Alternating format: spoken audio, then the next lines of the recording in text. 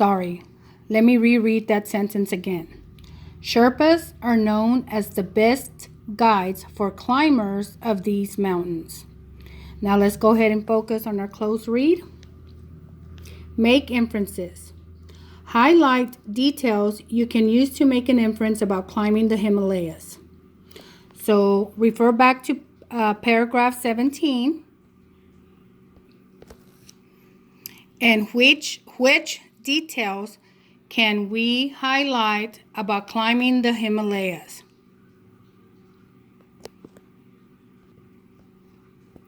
So think about it. What have you learned about the Himalayas already? Okay, you've already learned that the Himalayas include the world's tallest mountains. They're so tall that they are covered in glacial ice and snow. We know that they are also steep. So does the term steep-sided add to what you know? So climbing them must be very difficult. So why do climbers need guides? Remember the Sherpa? The Sherpa people live there, so they know the mountain. So what can you infer about climbing these mountains?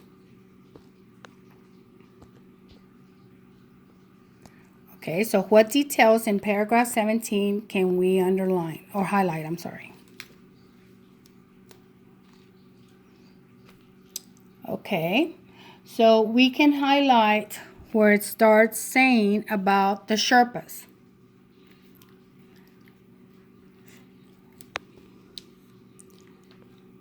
The Sherpa people live in Nepal's Great Himalayas. The Sherpas are tribes people who came from Tibet and settled in the steep-sided valleys of the Himalayas. Sherpas are known as the best guides for climbers of these mountains. So therefore, they probably know the best routes to take to reach the top. Okay, so now turn your page to page 556. On top of the world. The Himalayas were some of the last mountains on Earth to be explored. Ancient spice and silk trade routes between China and India wound through the high mountain passes between India and Tibet. A Spanish priest drew one of the first maps of the area in 1590. In 1852, British surveyors claimed that Peak 15 was the highest peak in the world. It was later named Mount Everest. Paragraph 19. After several attempts, George Mallory and Andrew Irvin set out to climb Mount Everest on June 8, 1924. They never returned. On May 29, 1953, Tenzing Norgay, a Sherpa, and Edmund Hillary of New Zealand became the first to reach Everest's peak. Since then, many climbers who have tried to scale this mountain have died from the freezing temperatures and the low oxygen. However, hundreds have reached Everest's peak, the top of the high Himalayas. Okay, so let's focus on our mountain fact. In 1999, an expedition searched for clues to the 1924 disappearance of George Mallory and Andrew Irvin. The team found George Mallory's body at more than 25,000 feet, or 7,620 meters. After removing a few articles from his pockets, the team buried Mallory on the north face of Mount Everest. And now, on these 2 pages, right here, there is a photograph. If you notice, there's a photograph right here. These two right here, and the caption says that this top picture right here is of Mallory and Irvin, are photographed at the beginning of their attempt to climb Everest. And then at the bottom, a woman climbs a frozen waterfall in the Khumbu range of the Himalayas. Okay, now let's focus on our close read. Make inferences. What inference can you make about the difficulties of climbing and studying the Himalayas? Highlight details that support your inference. Okay, so based on what you already know, inferences you've already made, and new information on this page, what can you now infer about studying the Himalayas? Let's first look at paragraph 18. So the first sentence says that the Himalayas were some of the last mountains on Earth to be explored. So we can highlight this detail.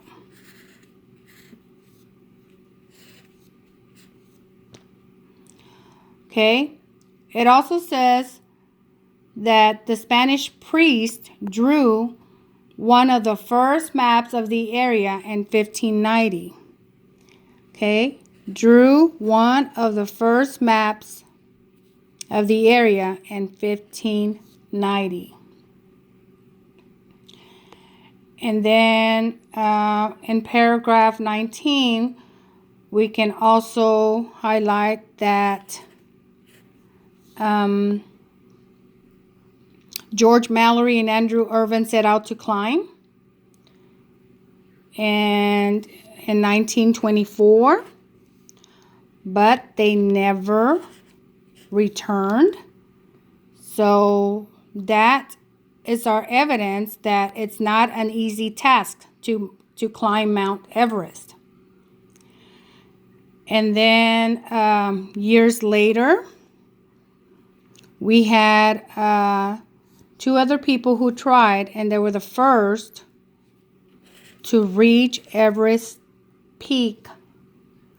And then ever since, many climbers who have tried to scale the mountain have died from freezing temperatures.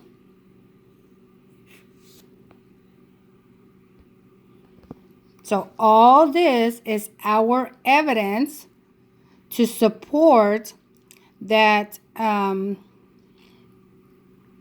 climbing Mount Everest is not easy.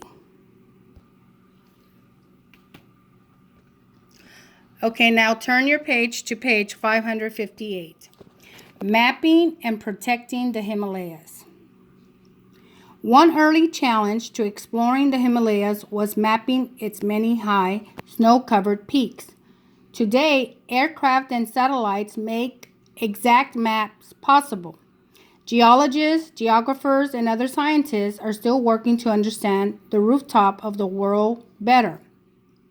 Some areas of the Himalayas are being protected by several governments so that endangered plants and animals will be saved. The Sagarmatha National Park of Nepal is one example of this effort. The entire park is located above 9,700 feet or 2,957 meters. And if you notice, here's another photograph, and this photograph, its caption reads, Edmund Hillary on the left, right here, and Tenzing Norgay, right, were eating breakfast before setting out to climb Mount Everest. Okay, let's focus on a close read. It says, explain ideas. Underline details in paragraph 20 that help you explain why and how the Himalayas are being protected.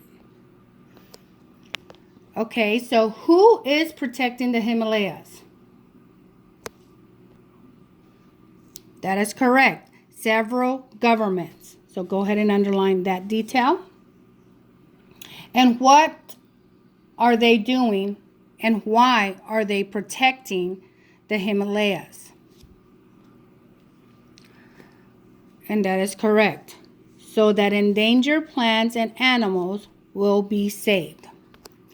So several governments are working together to protect the Himalayas. They want to save plant and animal species, so they established a national park. Okay, now we're on page 559.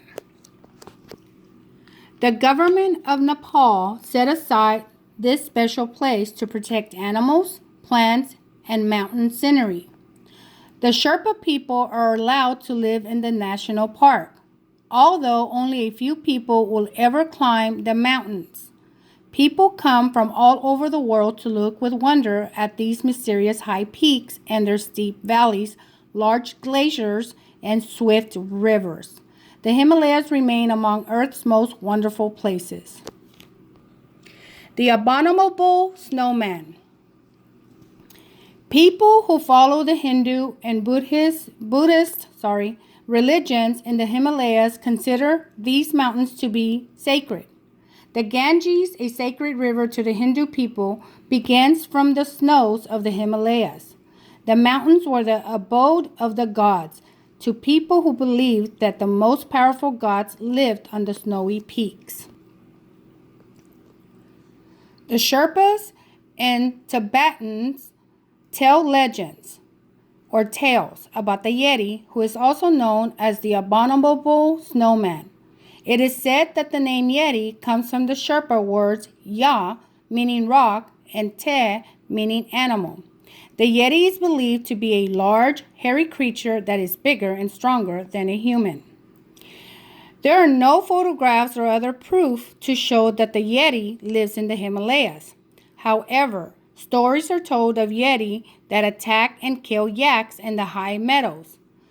The religious beliefs and the stories about the Yeti show that many people consider the Himalayas to be special mountains with many mysteries yet to be solved.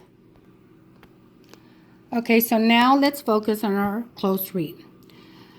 Explain ideas. Underline an idea in paragraphs 21 through 23 that you can explain using details from the text. So, what details in this section could help you explain this idea to someone? So, in paragraph 21, the author says that many people consider the mountains and the Ganges River to be sacred. Many people believe that powerful gods lived in the mountains, and the Sherpas and the Tibetans tell tall tales and legends about the Yeti. So one important detail that we can underline here would be in paragraph 23. The religious beliefs and the stories about the Yeti show that many people consider the Himalayas to be special mountains with many mysteries yet to be solved. Okay, boys and girls, you learned a lot about the Himalayas. Until next time.